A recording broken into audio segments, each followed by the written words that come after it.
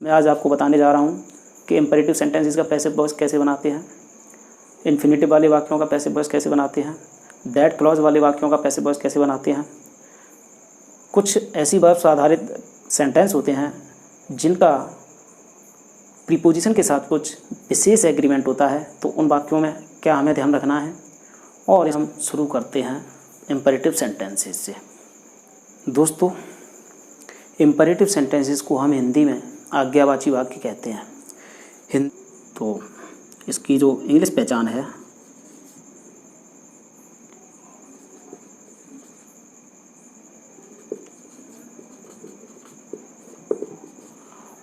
वो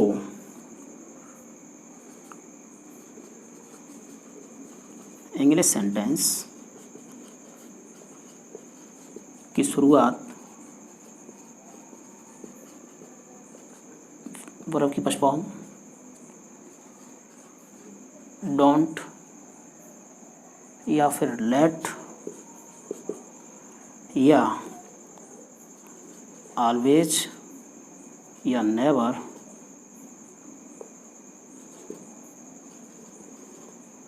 plus verb की first form से होती है।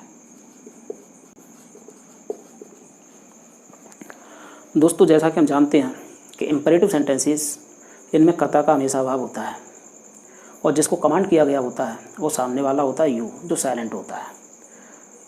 तो एक्टिव वॉइस में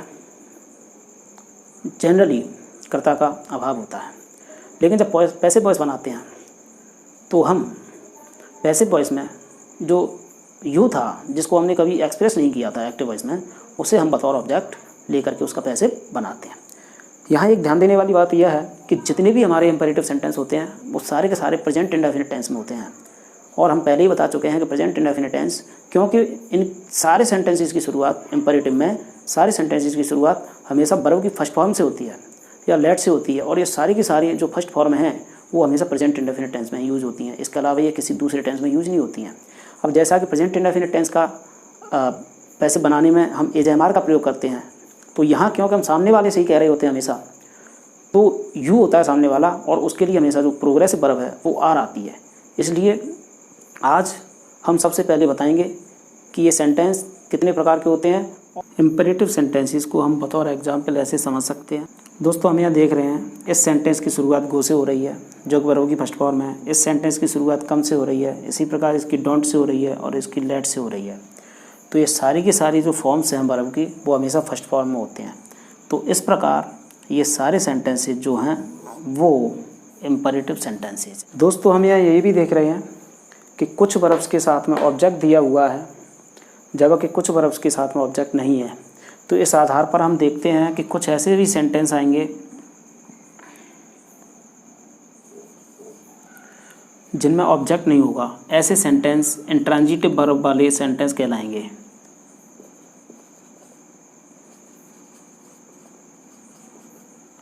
और कुछ ऐसे सेंटेंस होते हैं जहां वर्ब के साथ में ऑब्जेक्ट आ रहा है।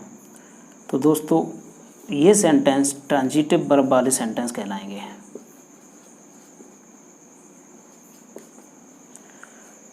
तो दोस्तों, इसी आधार पर अब हम इनका पैसिव वॉइस बनाना सिखाएंगे। तो चलिए आज शुरू करते हैं सबसे पहले ऐसे वाक्यों का जिनमें ऑब्जेक्ट नहीं होता है, जैसे इंट्रांजिटिव वर्ब वाले वाक्यों का पैसिव बनाना।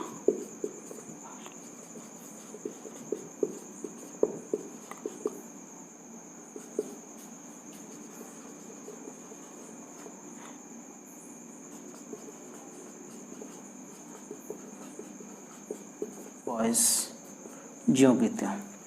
यदि सेंटेंस नेगेटिव है तो हम टू की जगह पर नॉट टू का इस्तेमाल करते हैं। नॉट टू नेगेटिव सेंटेंस में लगाएंगे और टू अफर्मेटिव सेंटेंस में लगाएंगे। इसके बाद एक्टिव वॉइस ज्यों की त्यों लगा देते हैं। दोस्तों, यहाँ ध्यान देने वाली सबसे महत्वपूर्ण बात ये हो जाती है कि हम इन वाक्यों में यू आर का प्रयोग क्यों करते हैं। तो इसके लिए सीधी सी बात है कि जितने भी हमारे जो इम्पेरेटिव सेंटेंस होते हैं ये हमेशा प्रेजेंट इंडेफिनिट टेंस में होते हैं, और प्रेजेंट इंडेफिनिट की जो प्रोग्रेसिव वर्ब होती है वो हमेशा इज एम या आर होती है। अब यू कहाँ से आया, तो दोस्तों इम्पेरेटिव सेंटेंस में यू हमेशा साइलेंट रहता है और सब्जेक्ट पता नहीं होता है। तो जब भी हम कोई बात कहते हैं सामने वाले से कहते हैं, जब इसका पैसिव बनाते हैं तो हम उस यू को बतौर ऑब्जेक्ट यूज करके सेंटेंस का सब्जेक्ट बना के लिखते हैं। जब सामने वाले से बात कही जाती है तो उस समय ये ज़रूरी नहीं होता है कि हम उससे यू कहें। इसी आधार पर हमारा ये फॉर्मूला बनता है कि यू आर ऑर्डर्ड या यू एडवाइज्ड और रिक्वेस्टेड और प्रपोज्ड टू प्लस एक्ट ज्यों की त्यों।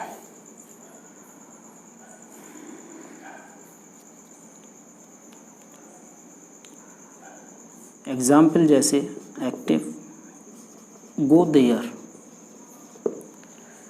हम देख रहे हैं कि यहाँ बर्फ जो गो है वो इंट्रांजिटिव है क्योंकि इसके साथ एडवर्ब ऑफ प्लेस आ रहा है देयर जो कि ऑब्जेक्ट नहीं है।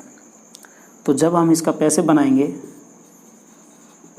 तो हमें पता है कि जो यू साइलेंट था इसमें वो अब यहाँ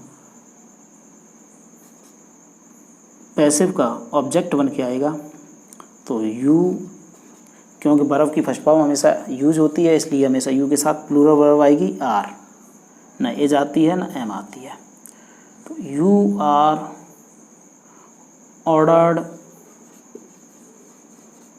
टू गो देयर। इसी प्रकार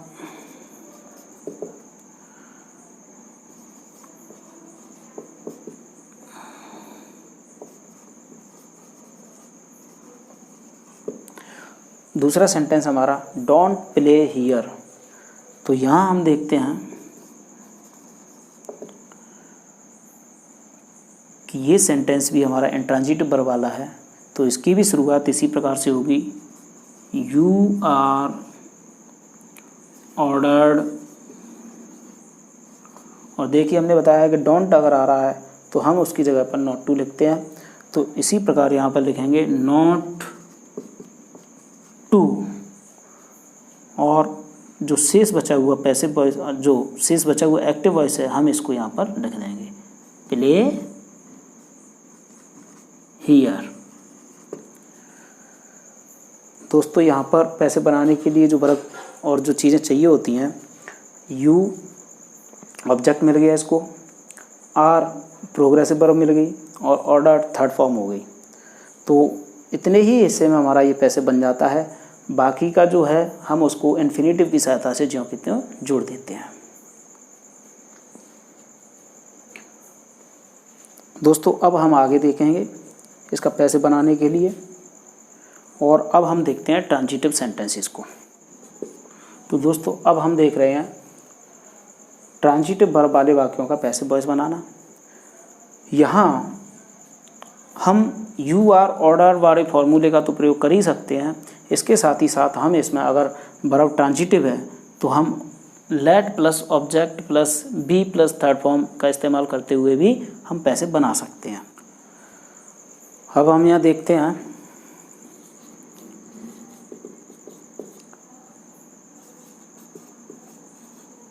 ओपन द गेट।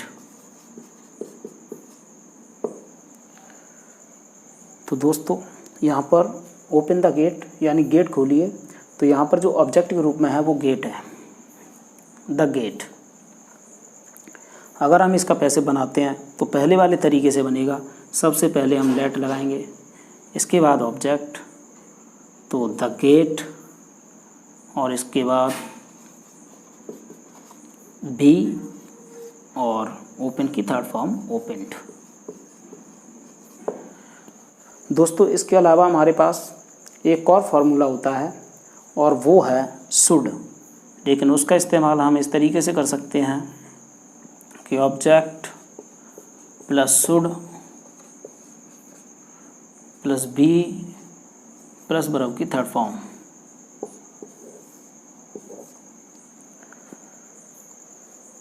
तो इसी वाले सेंटेंस को हम एक और तरीके से बना सकते हैं और वो होगा द गेट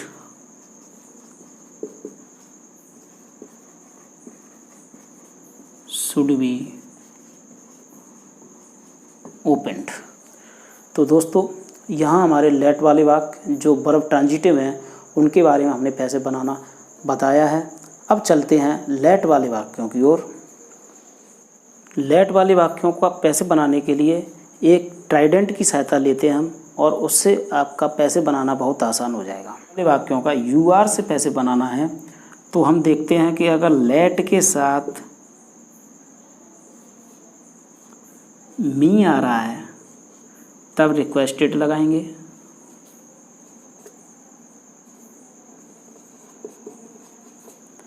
अगर अस आ रहा है तब हम एडवाइज्ड का इस्तेमाल कर सकते हैं, और अगर हिम आ रहा है या हर आ रहा है या देम आता है या इट आता है या फिर कोई नाउन आता है तो ऐसी कंडीशन में हम ऑर्डर्ड का इस्तेमाल करते हैं। तो दोस्तों इसका पैसिव उदाहरण के लिए हम देखते हैं, एग्जाम्पल हम देखते हैं। जैसे अभी लेट मी गो, ये सेंटेंस है, ये एक्टिव में है, और अगर इसका मुझे पैसे बनाना है तो मैं सबसे पहले यू आर, अब क्योंकि लेट के साथ मी आ रहा है तो यहाँ पर मैं रिक्वेस्टेड का इस्तेमाल करूँगा, जैसा कि स्टाइडेंट से है स्पष्ट हो रहा है। स्टाइडेंट को अच्छे तरीके से लर्न कर लें, ये कठिन से कठिन वाक्यों का पैसे बनाना भी बहुत आसान कर देता है। लेट वाले वाक्यों में अक्सर दिक्कत होती है लोगों को। तो you are requested to let me go, यहाँ लेट का यूज किया जाता है, लेट को छोड़ा नहीं जाता है, और जो भाव है वो यू आर के साथ रिक्वेस्टेड या एडवाइज्ड या ऑर्डर्ड उसको हम प्लेस करते हैं। इसी प्रकार हम अन्य सेंटेंस देख सकते हैं, जैसे लेट देम कम इन। तो इसका जब हम पैसे बनाएंगे सबसे पहले you are ordered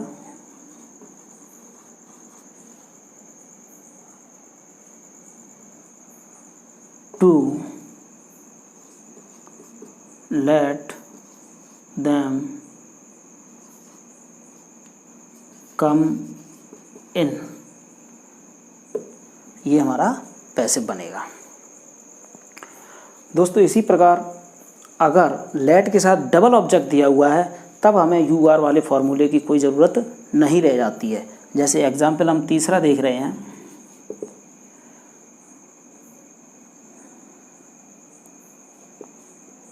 late me read my book. यहाँ हमने ये सेंटेंस लिखा हुआ है और हम देख रहे हैं कि यहाँ पर ऑब्जेक्ट हमारे दो आए हुए हैं, तो ऐसे में हमें यू आर वाले की कोई ज़रूरत नहीं रह जाती है। हम लेट के साथ दूसरे ऑब्जेक्ट को ले लेते हैं और इसका पैसिव कुछ इस तरह बनता है, let my book be read by me. अगर हम चाहें तो यू आर से बना सकते हैं, जिसका यूज उसी तरीके से होगा, you are requested to let me read my book. तो इसका पैसिव यू आर से भी संभव है, लेकिन जब डबल ऑब्जेक्ट होता है तो हम यू आर को ज़्यादातर अवॉइड करते हैं। दोस्तों कभी कभी हम सेंटेंसेस में देखते हैं कि प्लीज़ आ रहा है। एग्जाम्पल के लिए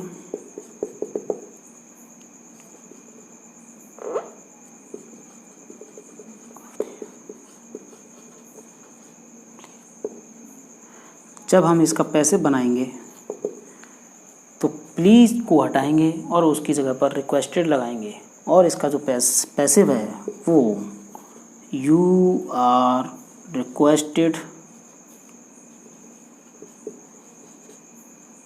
टू गो देयर करेंगे।